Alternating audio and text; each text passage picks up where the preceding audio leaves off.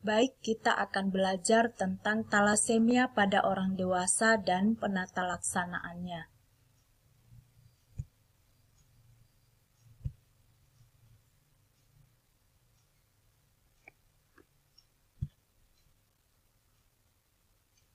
Apa itu talasemia? Merupakan suatu kelainan darah yang diwariskan ataupun diturunkan. Disebabkan oleh gangguan sintesis hemoglobin, di mana terdapat penurunan kecepatan produksi satu atau lebih rantai globin alfa ataupun beta. Ada dua jenis talasemia. Talasemia alfa itu kurangnya produksi rantai globin alfa, sedangkan talasemia B itu kurangnya produksi rantai globin B. Nah, kalau kita lihat gambar, kalau normalnya itu sel darah merah, ya, di dalamnya kandungannya adalah hemoglobin. Ini biasanya dia berbentuk bulat, ya, bulat. Kemudian di tengah itu tidak pucat, ya. Kalaupun pucat tidak begitu kelihatan pucat. Sedangkan kalau dia bentuk dari talasemia itu sel darah merahnya sudah seperti ini, berubah bentuknya, ya, morfologinya berubah. Pembagian daripada talasemia alfa yang pertama adalah silent carrier state, tidak menimbulkan gejala karena kurangnya protein alfa yang sangat rendah, sehingga hemoglobin masih dapat berfungsi dengan normal. Kemudian talasemia alfa trait atau talasemia alfa minor, ini ukuran eritrositnya udah lebih kecil dan penderita mengalami anemia ringan. Sedangkan hemoglobin H disease atau talasemia alfa intermedia ditandai dengan anemia hemolitik sedang berat. Talasemia alfa mayor atau hydrops fetalis ini tidak terdapat protein alfa sama sekali sehingga terbentuk Hb abnormal atau sering disebut Hb Barts dan menyebabkan kematian janin dalam uterus. Klasifikasi talasemia beta ini klasifikasinya yang pertama adalah talasemia beta trait atau talasemia B minor, tidak menimbulkan gejala selain anemia ringan. Talasemia beta intermedia menyebabkan anemia sehingga penderita memerlukan transfusi darah yang tidak bertujuan untuk mempertahankan hidupnya. Kemudian talasemia B mayor menyebabkan anemia yang mengancam nyawa sehingga bergantung pada transfusi darah untuk memperpanjang usianya. Talasemia beta dominan merupakan mutasi pada globin beta sehingga menjadi sangat tidak stabil dan menyebabkan eritropoiesis yang tidak efektif. Lalu ada talasemia yang tidak bergantung dengan transfusi atau non-transfusion dependent talasemia. Nah, ini biasanya dikategorikan dalam 3 bagian. Dia biasanya jarang memerlukan transfusi, terkadang perlu transfusi untuk kehamilan, mungkin operasi, ataupun ada infeksi. Kemudian lebih sering memerlukan transfusi, contohnya pada gangguan pertumbuhan. Perlu transfusi untuk bertahan hidup. Untuk penunjang laboratorium diperiksa darah lengkap, meliputi hemoglobin, hematokrit, indeks eritrosit yang meliputi mean corpuscular volume, biasanya ditemukan rendah, kemudian mean corpuscular hemoglobin, mean corpuscular hemoglobin concentrate yang biasanya sedikit menurun, kemudian red blood cell distribution width yang meningkat. Retikulosit dapat meningkat pada hemoglobin H disease dan talasemia beta homozigot, status besi yang menyingkirkan penyebab anemia lainnya. Selain dari darah lengkap, hapusan darah meliputi anemia mikrositer, hipokrom, anisositosis, poikilositosis, polikromasia, normoblas, fragmentosis, sel target, eliptosit, basofilik, stippling. Kemudian pemeriksaan analisis hemoglobin itu bisa melalui elektroforesis hemoglobin. Jadi bisa nanti kita dapatkan pemeriksaannya meliputi hemoglobin varian kualitatif, hemoglobin kuantitatif, HbF, HbH inclusion bodies.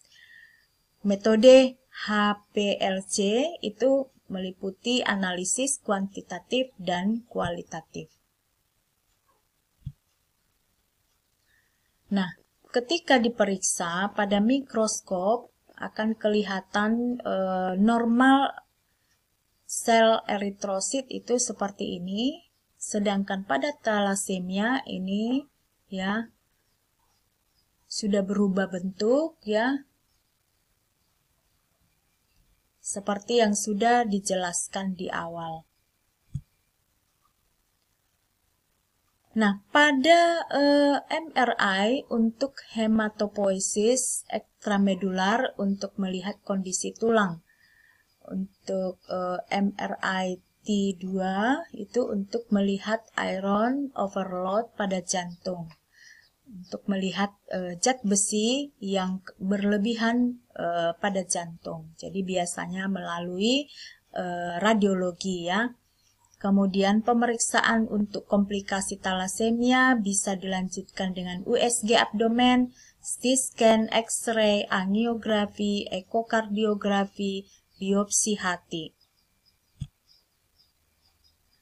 Penata laksanaan talasemia itu yang pertama adalah transfusi darah. Kadar hemoglobin bukan merupakan indikator untuk inisiasi transfusi kecuali pasien dengan anemia berat. Dapat dipertimbangkan pada pasien dengan keadaan akut seperti pada kehamilan, operasi, dan infeksi. Transfusi darah pada penderita talasemia intermedia diberikan atas indikasi gangguan pertumbuhan, kondisi stres sementara akibat infeksi maupun kehamilan. Kemudian manifestasi klinis anemia, gagal jantung kongestif, serta ulkus pada tungkai. Pemantauan besi pada penderita talasemia intermedia ini, pada setiap transfusi rata-rata asupan besi perlu untuk pemantauan besinya. Kemudian setiap 3 bulan pada fungsi hati ferritin serial. Setiap tahun, muatan besi hati, ekokardiografi, MRI jantung T2, fungsi hati, ferritin serial. Pada splenektomi dilakukan jika tidak dapat dilakukan transfusi darah dan terapi kelasi besi.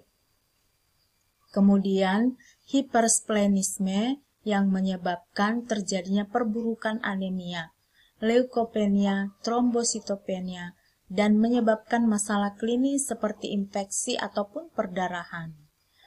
Splenomegali ini biasanya nyeri perut kiri atas, cepat kenyang, atau splenomegali masif dengan kemungkinan ruptur. Perlu diberikan vaksin pre-splenektomi dan antibiotik profilaksis pasca splenektomi, seperti pemberian penisilin, amoxicillin, trimethoprim, sulfometoxazole, dan erythromycin. Jika pasca splenektomi Hb kurang dari 7 gram per desiliter, maka diperlukan penanganan komplikasi NTDT, non-transfusi ya. Transfusi darah pada penderita talasemia intermedia diberikan atas indikasi yang pertama karena gangguan pertumbuhan. Yang kedua, kondisi stres sementara akibat infeksi dan kehamilan. Berikutnya, karena adanya manifestasi klinis daripada anemia, adanya gagal jantung kongestif, dan adanya ulkus tungkai. Lalu pemantauan besi pada penderita talasemia intermedia itu ada beberapa kategori. Pada setiap transfusi, ini perlu dilihat pemantauan rata-rata asupan besi, kemudian setiap 3 bulan untuk memantau fungsi hati, ferritin serial, kemudian pada setiap tahun perlu dipantau muatan besi hati, kemudian di ekokardiografi, MRI jantung titu, fungsi hati, ferritin serial. Penatalaksanaan talasemia mayor yang pertama adalah transfusi darah. Merupakan penatalaksanaan umum atau penatalaksanaan utama bagi para penderita talasemia mayor. Tujuannya adalah untuk meningkatkan kadar hemoglobin. Yang kedua, menekan eritropoiesis yang tidak efektif. Yang ketiga, mengurangi splenomegali. Dan yang berikutnya adalah pasien bisa bertumbuh dan beraktivitas secara normal. Indikasi transfusi darah bila pasien dengan diagnosa pasti talasemia, kemudian dengan kriteria laboratorium HB-nya kurang dari 7 gram per desiliter pada 2 kali pemeriksaan dengan rentang waktu lebih dari 2 minggu, dan bisa karena penyebab lain seperti infeksi. Kemudian kriteria klinis yang tidak sesuai dengan kadar HB. HB-nya lebih dari 7 gram per desiliter dengan adanya perubahan bentuk tulang wajah. Kemudian adanya gangguan pertumbuhan, adanya fraktur, kemudian hematopoiesis ekstramedular yang nyata.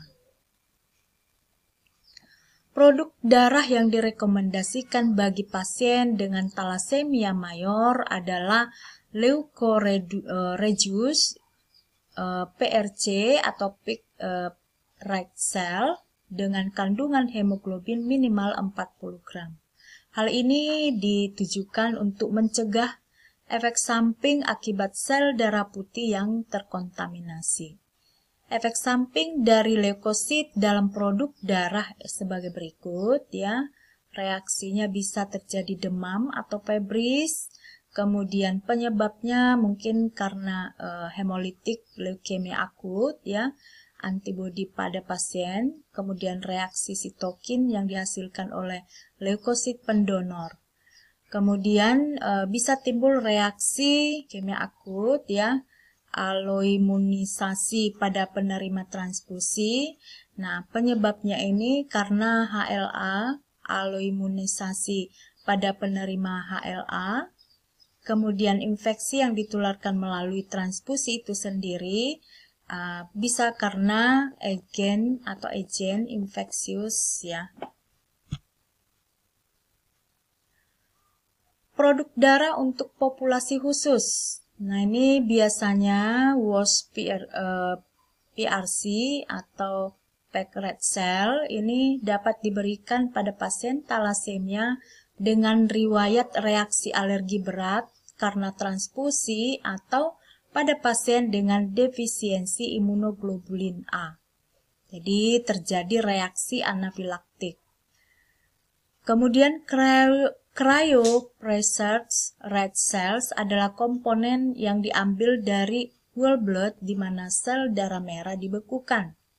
Produk ini digunakan untuk mempertahankan persediaan dari pendonor yang sulit didapat. Contohnya pada pasien dengan antibodi sel darah merah yang tidak seperti biasanya atau yang kehilangan antigen sel darah merah. Kemudian sel darah merah yang didapat dari donor aferesis adalah pengambilan 2 unit sel darah merah dari donor yang sama untuk satu pasien. Hal ini dapat mengurangi resiko penularan infeksi dan terjadinya aloimunisasi dan komplikasi karena transfusi lainnya. Pemberian transfusi darah ini jika kadar HB post transfusi sebaiknya tidak melebihi 14-15 gram per desiliter karena akan meningkatkan resiko hiperviskositas dan stroke. Rata target HB adalah 12 gram per desiliter. Transfusi darah dapat dilakukan setiap 2-5 minggu dengan kadar HB pre-transfusi adalah 9-10,5 gram per desiliter. Keperluan transfusi lebih sedikit pada pasien yang sudah menjalani splenektomi. Reaksi yang tidak diinginkan akut biasanya terjadi hemolitik intravaskular atau anafilaktik, febril, 0. Muatan besi berlebih pada pasien talasemia mayor yang secara rutin mendapat transfusi darah, maka muatan besi berlebih tidak dapat dihindari. Akumulasi zat besi bersifat toksik terhadap jaringan sehingga dapat menyebabkan gagal jantung, sirosis, karsinoma hati, gangguan pertumbuhan, dan gangguan endokrin multiple. Keadaan ini dapat diatasi dengan terapi kelasi besi, sehingga terdapat keseimbangan antara akumulasi besi akibat transfusi darah dan peningkatan ekskresi besi melalui urin atau feses oleh terapi kelasi. Nah, pemantauan yang dilakukan untuk muatan besi berlebih yaitu terhadap ferritin serum, ya. Ini diperlukan sebenarnya untuk mengetahui adanya resiko muatan besi berlebih. Kemudian, pemantauan terhadap konsentrasi zat besi pada hati. Konsentrasi zat besi miokard.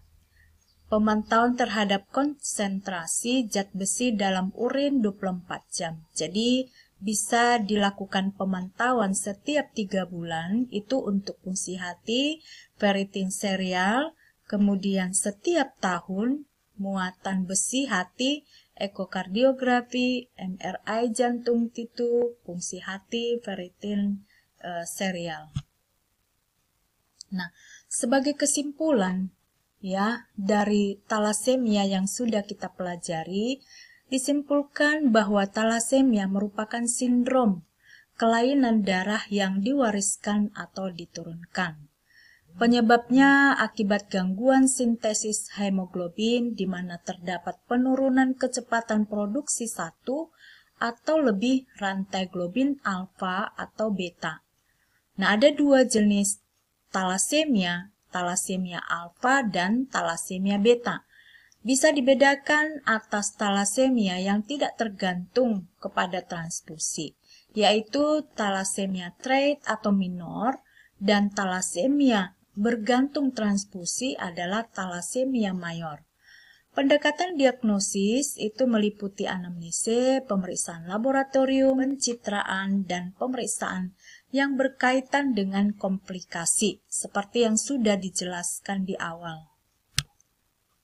Kemudian pengobatan utama adalah pemberian transfusi darah, khususnya pada talasemia mayor. Kemudian sering transfusi darah ini akan dilakukan pemberian terapi kelasi besi untuk pemantauan daripada zat besi yang berlebih di dalam tubuh. Terapi kelasi besi bisa dibedakan ya atas terapi pencegahan, penyelamatan, dan terapi gawat darurat. Demikian yang bisa saya sampaikan untuk pelajaran kita tentang talasemia. Di lain kesempatan kita akan bertemu kembali dengan materi yang lain yang ada hubungannya dengan materi kuliah kita. Terima kasih atas perhatiannya. Selamat belajar.